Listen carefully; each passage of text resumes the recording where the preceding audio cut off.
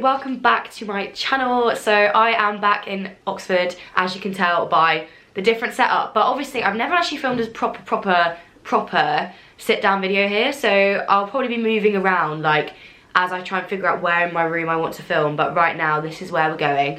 My lips probably look really red. I've sunburnt them quite badly and they're just very red and sore, which is why I've got no makeup on, because like my skin's just a little bit agged from all of the sun over the last few days.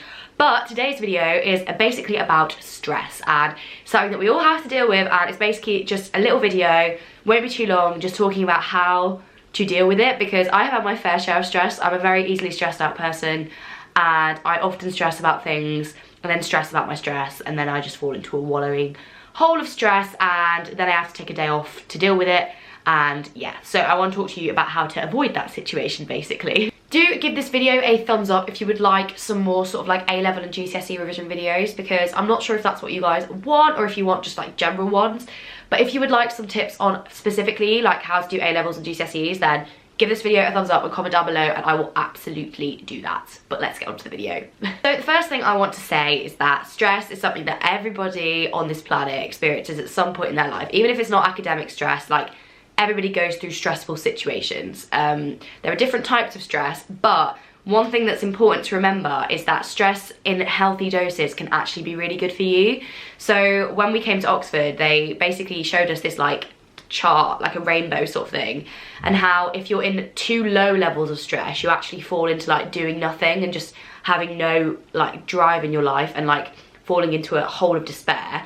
Whereas if you have too much stress, you also do nothing because like you can't function because you're so stressed out. So basically you need to find a healthy balance of stress within here. So like during exams you're going to come more towards the high stress side, but you don't want to tip yourself in, but you also don't want to be so chilled out that you don't do anything. So before I like talk about how to deal with stress, just know that if you are feeling like moderately stressed, you know, that is something that will motivate you to revise. So like if I'm stressed out about the fact that I've got an exam on Friday afternoon and I've got 30 poems that could come up, I'm going to revise the 30 poems because then I won't be stressed.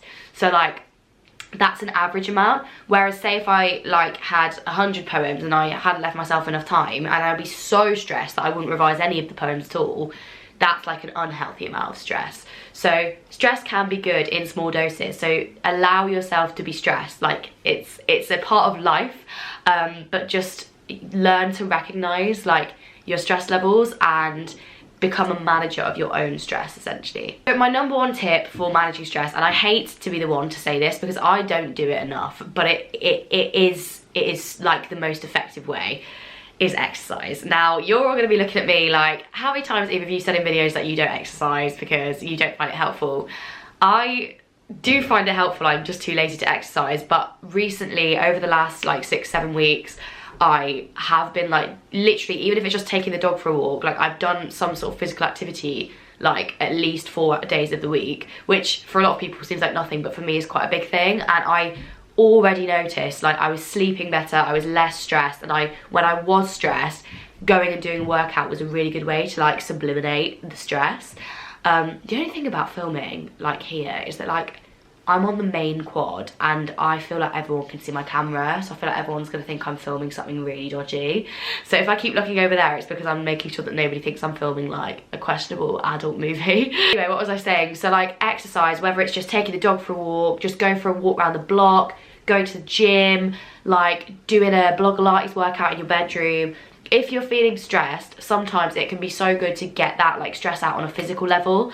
And if you're arguing, oh well, I'm stressed because I have so much to do, I don't have enough time to do it in, taking 30 minutes out to do a workout and then doing half an hour less of work, but work that's actually like productive, is better than being paralyzed for the rest of the day because you're so stressed out. So just try and find the right balance. But I hate to be the one that says it, but exercise is actually probably the best stress relief that you can do, but like in moderation obviously. My next tip for stress is to-do lists. Now a lot of times when I'm stressed, it's because I have so many things, like pressing things that are on me, that I cannot function because I'm so stressed about how many there are that I don't know where to start. So for me, when I'm feeling stressed, my number one priority is perspective, because that's what's causing the stress, is a lack of perspective. So I will sit down and I will write a to-do list, but it won't just be like a list of things I need to do. It will be a list in order of how like urgent a priority it is. So I'll have a must do, like urgently, like need to do very soon and can wait for a little bit list. And once you've made that list, it's a lot easier to start, because you can start with the things that are most urgent and you can work your way backwards. Whereas if you've just got this list of like hundreds of things that you need to do and there's no framework for when you need it done by, your brain's just like, oh my god, where do we start? What do we do? So I really would recommend making a priority list, and that can literally take 10 minutes, but it really for me, like I can feel the stress going down because I feel on top of everything. And stress a lot of the time comes from like a lack of control, like a sense of a lack of control. So having it out in front of you in list form is like imperative. My next tip is to talk to people about it. So when I'm stressed, everybody will know, because I am a person that projects my stress. So like I need to talk about it as a means of getting rid of the stress. Some people are people that bottle up their stress and like go in on themselves, and for me, I think the reason that I'm able to cope quite healthily with stress is that if I'm stressed, I will talk to a friend or like a significant person in my life about stress, and like that will like help me, because they will bounce it back at me and help me put it into perspective. Because sometimes if your brain is not like allowing you to put it into perspective, you need an external force to like rejig your thoughts, so to speak. So if you don't have anyone in your life that you can talk to, there's also like at Oxford, I know for example, there's a service called Nightline that you can ring in the evenings to like talk through your stress. And like there are loads of different methods and things like that that you can use. There are online websites, like you can go and talk to your GP about it if it's like chronic. Like just talk to people about it, because stress is something that everybody feels, and it's something that you should be aware of, and sometimes getting it out verbally can really help put it into perspective. And I know I keep saying perspective, but essentially that's what it all boils down to, is like perspective. The next tip is one that I don't do very well, but it's one that I think is like the key to getting your stress levels manageable, and it's learning how to say no. So a lot of the time I will get myself into a stressful situation because I will have like exams which I want to pass and do well in. I will have like 50 other commitments that I've put myself in for, and I don't want to let anybody down, and then the stress comes from I don't know how to prioritise, I don't know what to do. So for me, a good way of resolving stress is by not giving yourself cause to stress in the first place. So if someone says to you like a week before your exam, like, can you do this for me? Be like, I would really love to help you, but I have an exam upcoming, like, would you mind if you ask somebody else, or would you mind if I did it next week? Like, that's so okay to do. So I would say saying no can be a really good like preventative cause of stress.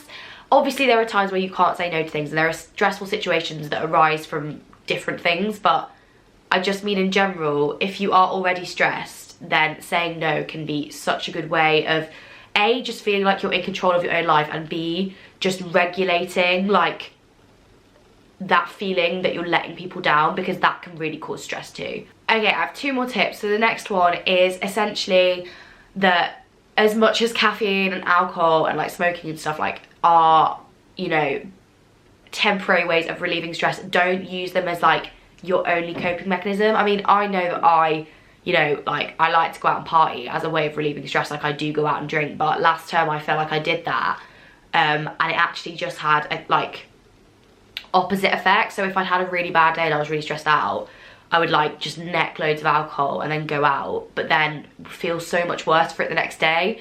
So although it's like a temporary way of like forgetting your problems, it just multiplies them in the long run. And I'm not saying like coffee is going to cause you to have more stress, but like if you do have too much caffeine in your body or like whatever, if you're basically like using avoidance mechanisms rather than just tackling it head on, it will like build up, and eventually what you think has been helping you cope has actually just been magnifying the problem in the background. So just be really careful with like how you think you're coping with stress, because like meditation and like to-do lists and stuff like that, that's a real way of coping, whereas like caffeine is like avoidance, do you know what I mean? And finally, and this is one that I'm gonna put my hands up and say I don't do, and believe me when I say I try, but I can't. And this for me, this is my #1 cause of stress, and like this is the reason why I've never been a stress-free person, is learning to not worry about things that are out of your control.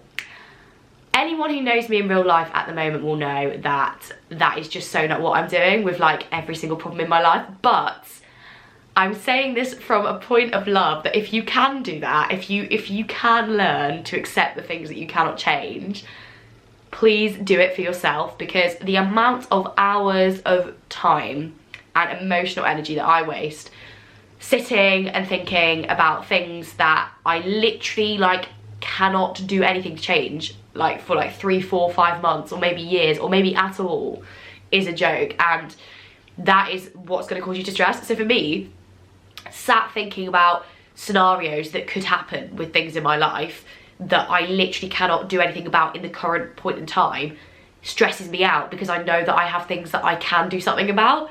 So if you can learn to stop worrying about things that you cannot change, then absolutely please do, for your sake, for my sake, for everybody's sake. But that is a bit of a half-hearted last tip, I won't lie, because I don't do that at all. I think actually, like, I would say like 3-4 hours of the day is usually taken up with me being like, so like what if this happens, like what if that happens, like it literally is just such a waste of your energy. So don't do that, please. Learn from my mistakes. So I hope you enjoyed this video about how to cope with stress. I don't know what other videos you would like me to film. I do want to do some more sort of revision tip videos, but like I don't know what angle you guys want me to take. So if you could let me know down in the comments, that would be great.